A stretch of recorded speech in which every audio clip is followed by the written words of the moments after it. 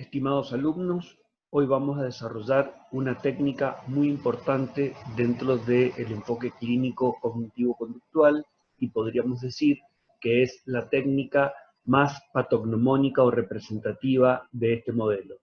La técnica es la técnica de resolución de problemas desarrollada a principios de la década del 70 por Goldfried y Zurilla. Esta es una técnica que se utiliza para la toma de decisiones. La toma de decisiones es un proceso cognitivo normal que realizamos en forma permanente desde las situaciones más cotidianas de la vida, como decidir a qué hora nos levantamos, qué desayunamos, etcétera, etcétera, hasta cuestiones más relevantes y significativas para el curso de nuestras vidas, como por ejemplo decidir qué carrera estudiamos, qué pareja elegimos, etc. Creemos que habitualmente solo tomamos decisiones cuando se trata de estas situaciones más relevantes de nuestra vida, pero en realidad es un proceso normal que hacemos en forma constante.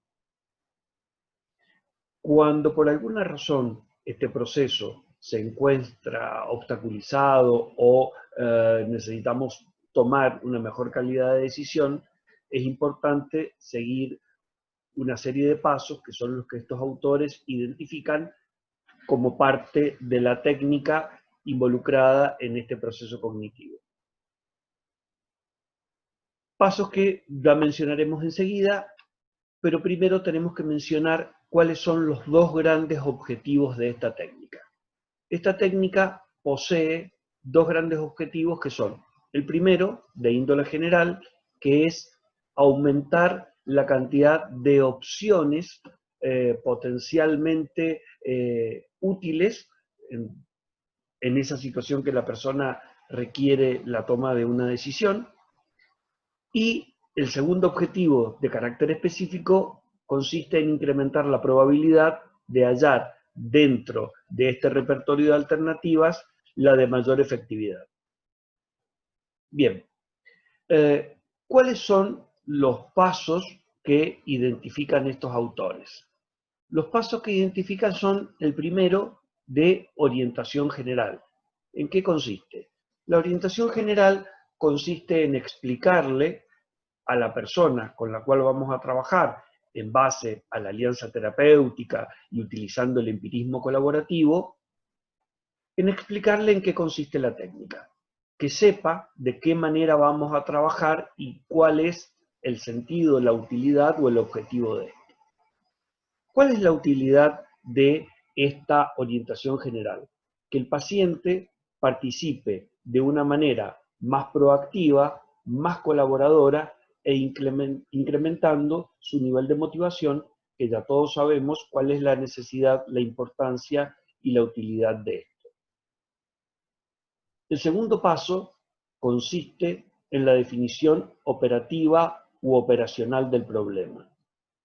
Una definición operacional consiste en identificar las conductas, en este caso la conducta a seleccionar, a elegir, a tomar o el paso a seguir, en términos que sean observables, identificables y en alguna medida, en tanto sea posible, medible, que tiene que ver con los objetivos del enfoque planteados inicialmente por su creador, Watson. Cuando hacemos definiciones teóricas, abstractas o de carácter muy general, es muy difícil poder identificarlas o precisarlas de qué se trata, porque quedan libradas a la libre interpretación de cada persona. Por ejemplo, si el objetivo que definiéramos en este segundo paso fuera ser más felices, es un objetivo tan amplio y tan difuso y tan sujeto a la interpretación personal de cada uno que no sabríamos qué es lo que habría que hacer para ser felices. Dependería de cada uno. En cambio, si nosotros definiéramos como la toma de decisión orientada a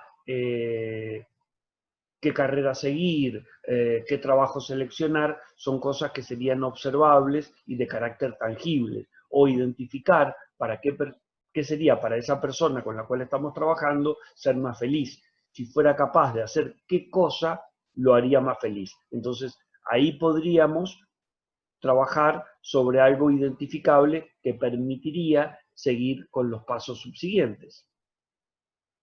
Es muy importante señalar que en cada uno de los pasos que vamos viendo es menester haber cumplido con el anterior para poder continuar. Este proceso no resulta viable de avance si no se han cumplido con los requisitos o condiciones del paso previo.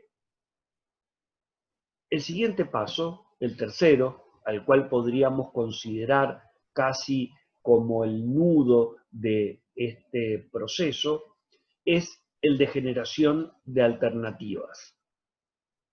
¿En qué consiste la generación de alternativas? Este es un paso de carácter cuantitativo, donde el objetivo se trata de generar la mayor cantidad de opciones o alternativas posibles en función de el problema identificado en el paso previo.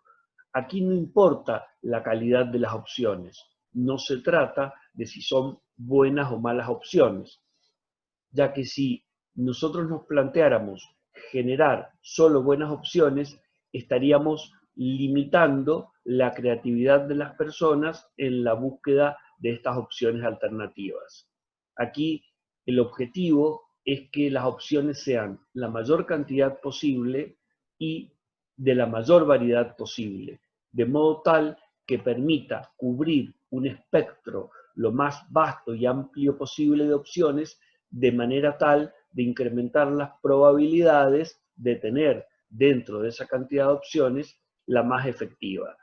Por lo tanto, este objetivo cuantitativo se trabaja recurriendo a una técnica desarrollada entre las décadas del 20 y del 30 por un psicólogo de apellido Osborne en Estados Unidos, que es la famosa lluvia de ideas, tormenta de ideas o torbellino de ideas, cuyo nombre original es brainstorming, donde se trata de generar que la persona diga todas las opciones que se le ocurran sin crítica ni selección, de manera tal que podamos cumplir con este requisito, con este objetivo de cubrir el abanico lo más amplio posible. En este paso se ha encontrado posteriormente en investigaciones realizadas por un neuropsicólogo estadounidense ya fallecido, Premio Nobel de Medicina en 1982, Roger Sperry, quien trabajó con una teoría conocida como teoría de la complementariedad funcional de los hemisferios cerebrales o lateralización hemisférica. Roger Sperry trabajó sobre este tema durante más de 30 años, entre las décadas del 50 y principios de los 90, en donde con pacientes que producto de accidentes o enfermedades habían sufrido algún tipo de corte, disección o impedimento funcional del cuerpo calloso, que sabemos que el cuerpo calloso consiste en un haz nervioso constituido por millones de neuronas que conectan los dos hemisferios cerebrales. Los dos hemisferios cerebrales serían como unidades independientes, como dos computadoras funcionando en red, cuya comunicación está dada justamente por esta interconexión del cuerpo calloso. Pero al estar este cuerpo calloso, digamos, fuera de funciones, le permitió identificar a Sperry cuáles eran las funciones o tareas específicas de cada hemisferio.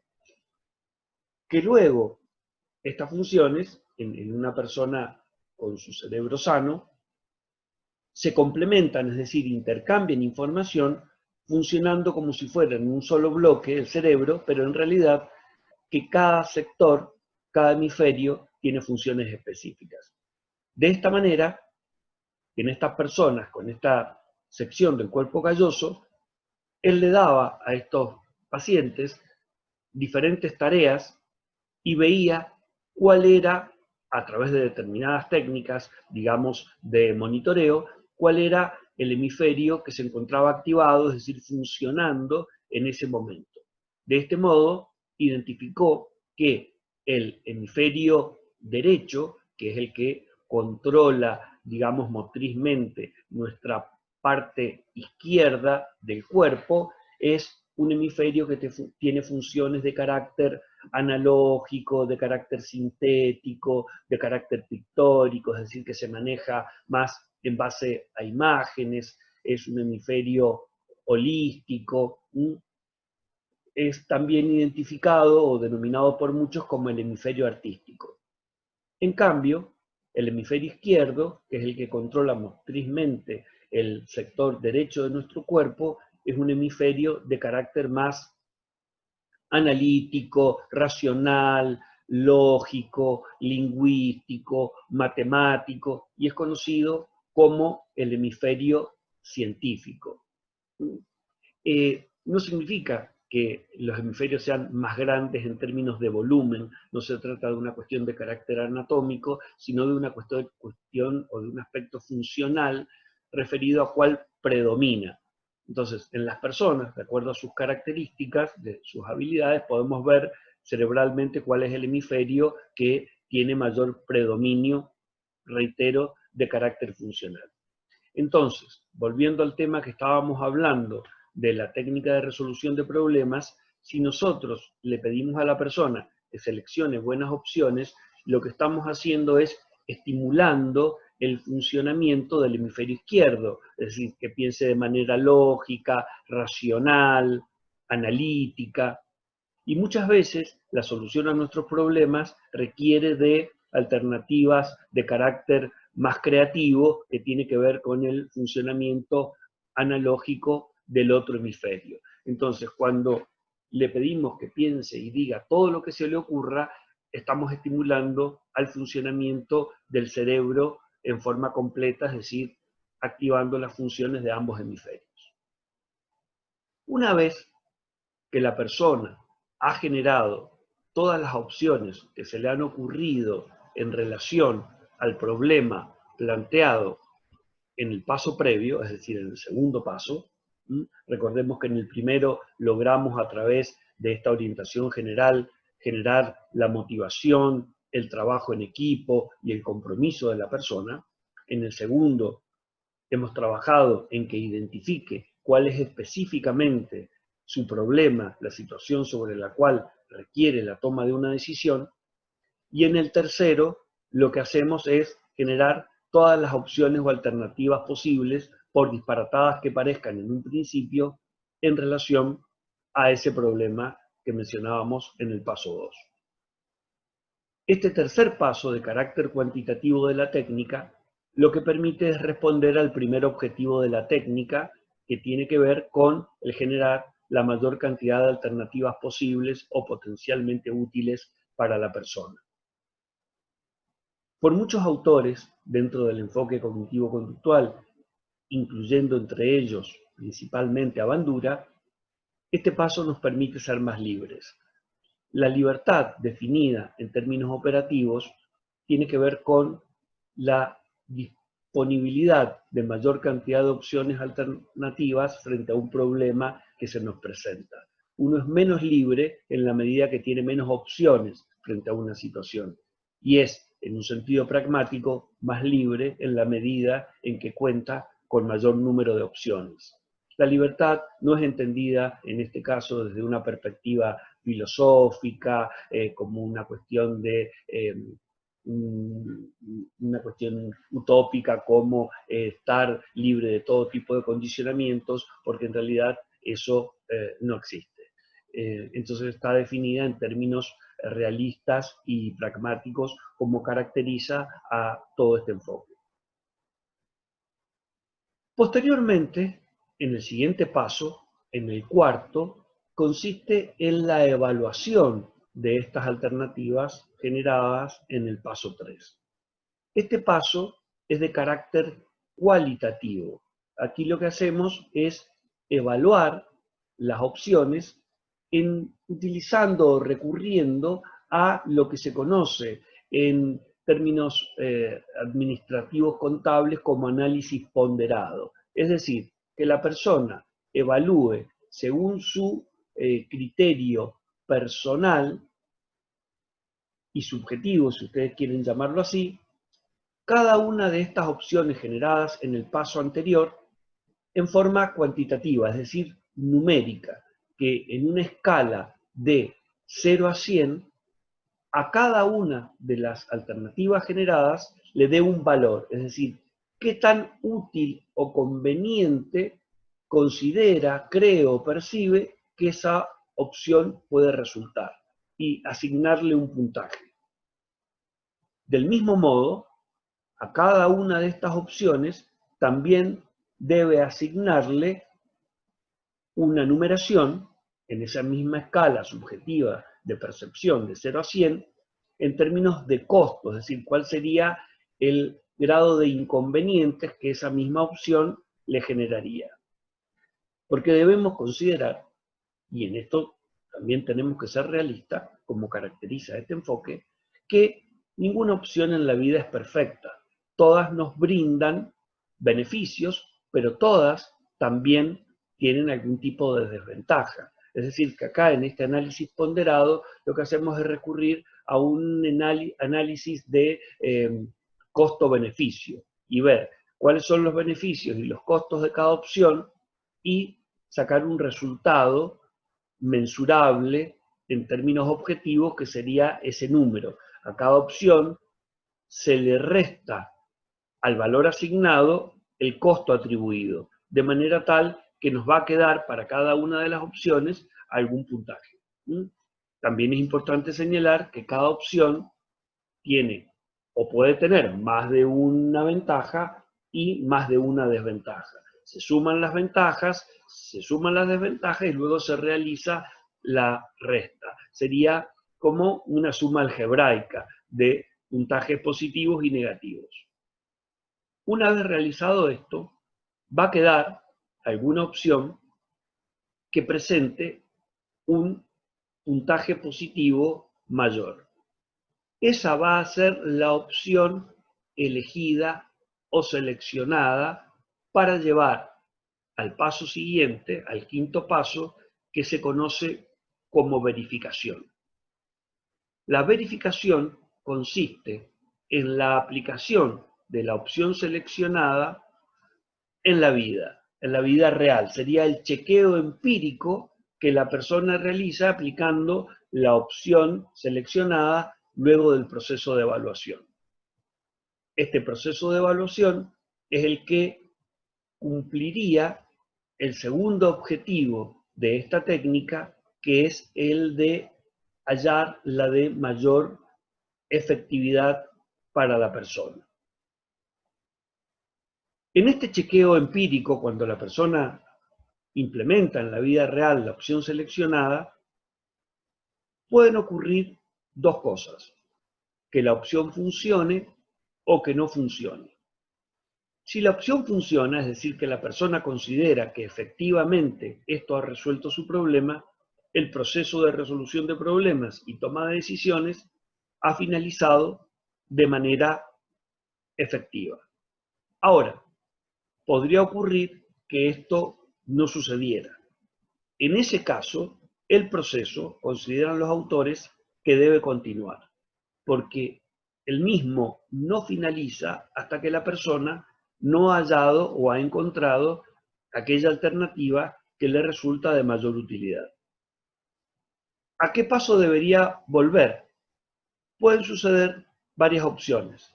Que la persona, al implementar la opción seleccionada en la vida real, vea que no funciona como creía, o que considere que el problema que él creía tener no era exactamente ese problema. Supongamos, él consideraba que su problema era cómo ganar mayor cantidad de dinero.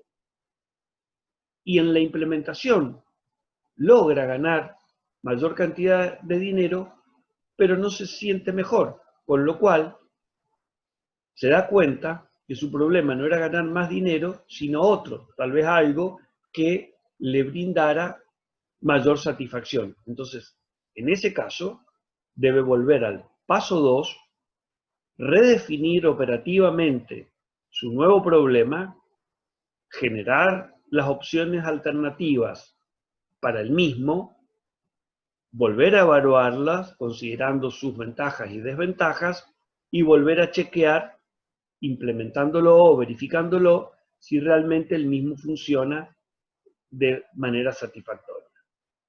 Otra opción sería que al implementar la alternativa seleccionada en la vida real, considere nuevas opciones o alternativas que no se le habían ocurrido inicialmente, que considera podrían resultarle de mayor utilidad. Entonces vuelve al tercer paso, incluye estas nuevas alternativas u opciones, vuelve a evaluar y nuevamente a implementar para verificar la utilidad de las mismas o no.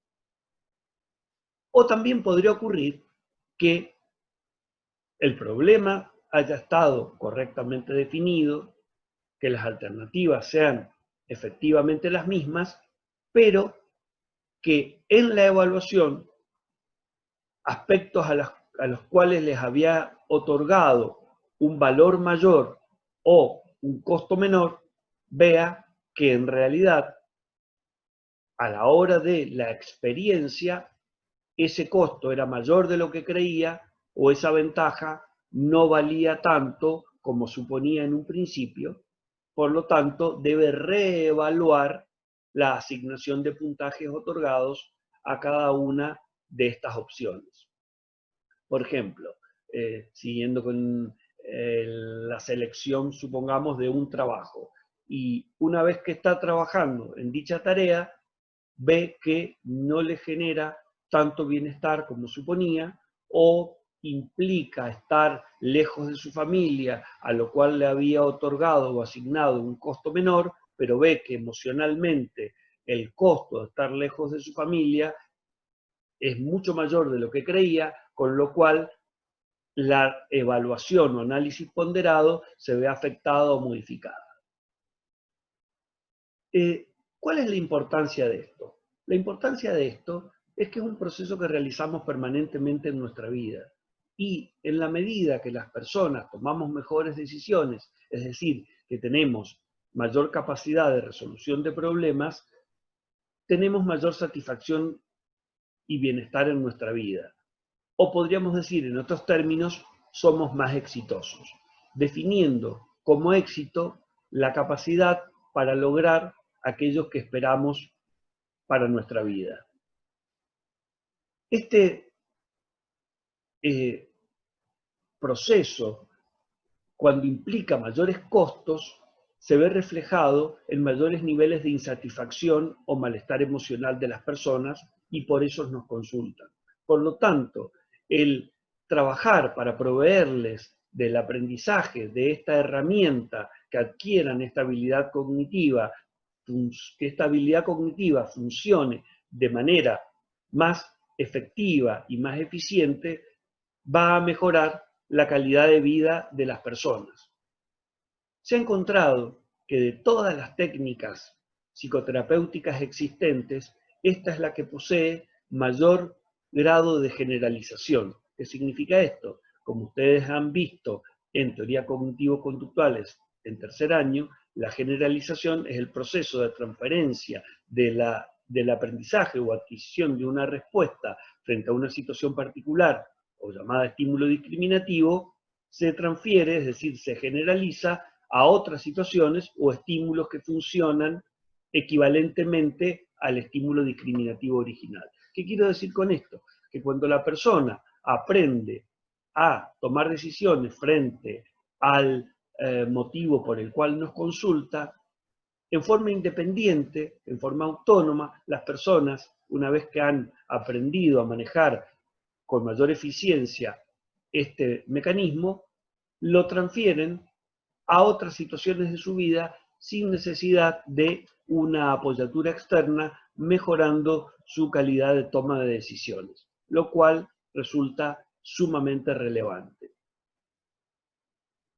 Por otro lado, ¿por qué digo que esta técnica es la más representativa del enfoque cognitivo-conductual, si bien la más famosa y constituyó durante muchos años el caballito de batalla de nuestro paradigma fuera de sensibilización sistemática?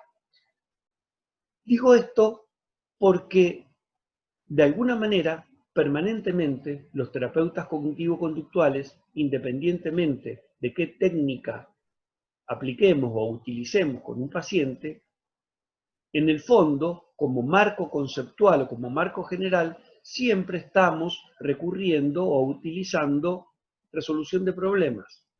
¿Por qué? La orientación general sobre la cual nosotros trabajamos es el marco o paradigma del enfoque cognitivo-conductual. La definición operativa del problema es identificar la conducta problema de quien nos consulta.